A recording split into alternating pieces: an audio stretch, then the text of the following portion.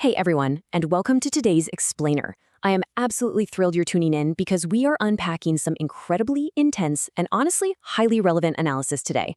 We're looking at the insights of veteran trend forecaster Gerald Celente, who recently shared a rather stark view of the US dollar, global markets, and exactly where our economy is heading. We're going to map out his entire thesis step by step using the data and the historical context he provides. Now, we aren't here to take political sides, we're just here to understand the mechanics of what he's forecasting, why he's forecasting it, and how these massive macro trends might actually impact you. Okay, let's dive right into this. Here is our roadmap for today. First, Buffett's dire warning. Then, the economic disconnect. Third, geopolitics and global standing. Fourth, echoes of the past. And finally, navigating the future. All right, part 1, Buffett's dire warning, when faith in currency fades. To really grasp the stakes of Celente's forecast, we first need to look at what the Oracle of Omaha himself is saying. You know, Warren Buffett recently issued a surprisingly raw warning. He stated that it's downright dangerous when people lose faith in their currency, and he explicitly warned that the US dollar could literally go to hell. Now, Celente aligns his own analysis right alongside Buffett's reminder of the pre-Volcker era. That was a time when, frankly, cash was trash. People borrowed at sky-high rates just expecting the dollar to evaporate, and runaway inflation led to absolute tragedy for everyday folks like farmers. Basically, Buffett is warning that the US is not immune to this happening all over again. And here's the core data point backing up that fear. Celente highlights that the US debt-to-GDP ratio is now sitting well over 100%. To put that into perspective, just a decade ago, it was half that. Half. From Celente's viewpoint, this combination of record debt, massive government spending, and unchecked policy experiments, well, they're directly threatening the sheer dominance of the US dollar. The fundamental math of the country has shifted drastically, and in a really short amount of time. Moving on to part 2, the economic disconnect. Wall Street versus Main Street. So, how is this massive macroeconomic shift actually playing out for the average citizen right now? Well, while a lot of economists are out there debating whether we'll see stagflation, Celente insists we're actually entering something he calls dragflation. What does that mean? It means we're experiencing declining economic growth paired with rising inflation. It's this nasty dual threat environment that basically acts like a giant weight tied around the ankles of the consumer economy. And this dragflation, it creates what's known as a K-shaped economy. According to Celente, artificial market propping has just completely split the economy in two. Picture a K. The top branch of the K represents the wealthy and elite institutions. They are thriving, literally riding this massive wave of billions being poured into AI, data centers, and tech. But then look at the bottom branch of the K. That represents Main Street, the middle and lower classes who are getting fundamentally crushed by the rising daily costs of basic necessities. You know, things like gasoline and groceries. Just take a look at this data. The big three asset managers, BlackRock, Vanguard, and State Street, collectively hold up to 28% of the total market capitalization of the entire S&P 500. We're talking over $30 trillion in managed assets. So Celente's argument here is that equity markets have absolutely zero connection to Main Street anymore.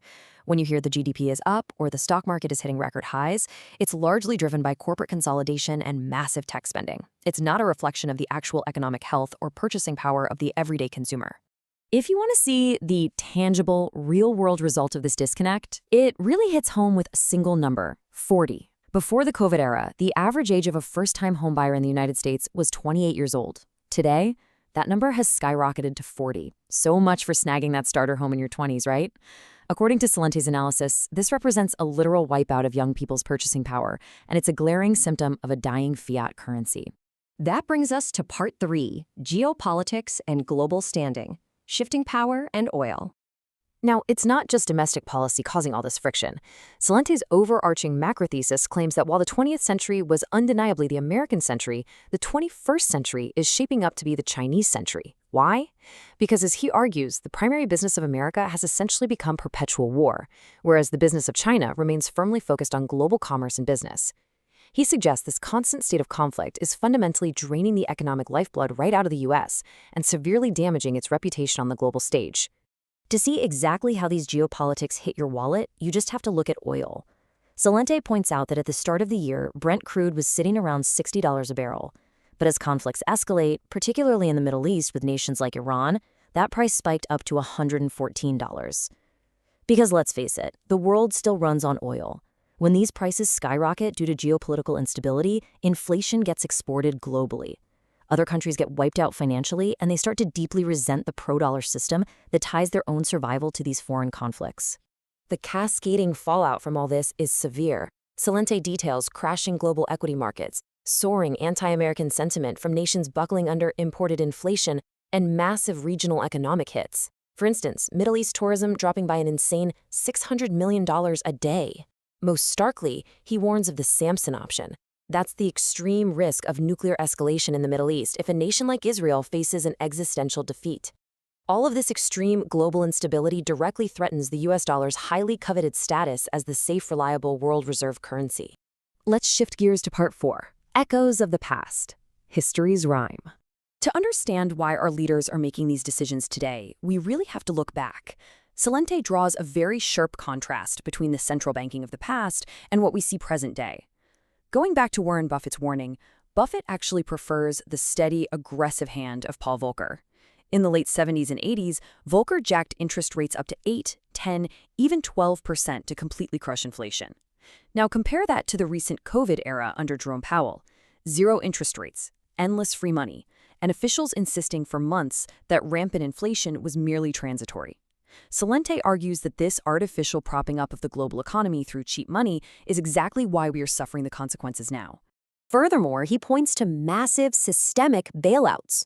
Celente cites an absolutely staggering figure of $29 trillion used to bail out financial institutions surrounding the 2008 financial crisis. From his viewpoint, historical monetary policy consistently protects the, as he calls them, banksters, the very institutions that caused the problems in the first place. Meanwhile, average citizens are left holding the bag with subprime mortgages, job losses, and a devalued currency.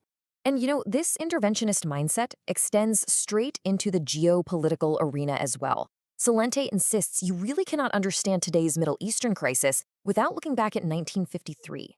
He explains that Iran had a democratically elected leader, Mohammad Mossadegh, who declared that Iranian oil belonged to Iranians, not to British or American oil companies.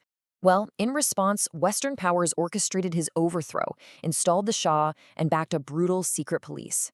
This direct intervention planted deep seeds of resentment that eventually erupted in the late 1970s revolution, essentially creating the adversarial dynamic we are still dealing with today. Which brings us to our final section, Part 5, Navigating the Future, Solutions and Resilience. So, with all this historical baggage and global conflict swirling around, how do we actually protect ourselves? Well, a lot of people wonder why gold prices sometimes dip right when global crises erupt. Celente explains this counterintuitive market dynamic pretty clearly. When the global economy gets chaotic, nations like Russia, Turkey, or Mexico actually have to sell off their gold reserves just to cover their rising debt and falling currencies. On top of that, everyday investors will liquidate their safe haven gold to cover the massive losses they're taking in crashing equity and tech markets. So it's a liquidity squeeze, not a failure of the asset itself. Because ultimately, Celente maintains that despite those short-term fluctuations, gold and silver remain the ultimate safe haven hedges. As paper fiat currencies are printed into oblivion to fund endless wars and bailouts, physical precious metals stand as the most secure protection against what he emphatically calls the death of the dollar. So what is Celente's actionable strategy here? Well, he lays out 3 distinct steps for personal resilience. First, financially, acquire those safe haven assets. Second, and honestly, perhaps most importantly, get into peak physical, emotional, and spiritual shape so you can handle the stressful times ahead. And third, on a broader societal level, he advocates for entirely abandoning the current two-party system, which he views as a unified syndicate of war and debt, and supporting a new, peace-focused third-party political movement. And that brings us to the ultimate question for you. We've looked at the data, the history, and the forecasts. As the K-shaped economy widens, as global power shifts eastward, and as the dollar faces these truly unprecedented threats, what proactive steps are you going to take? How will you build your own economic and personal resilience in the face of these undeniable macro trends? Thank you so much for joining me on this explainer. Keep learning, keep questioning, and I will see you next time.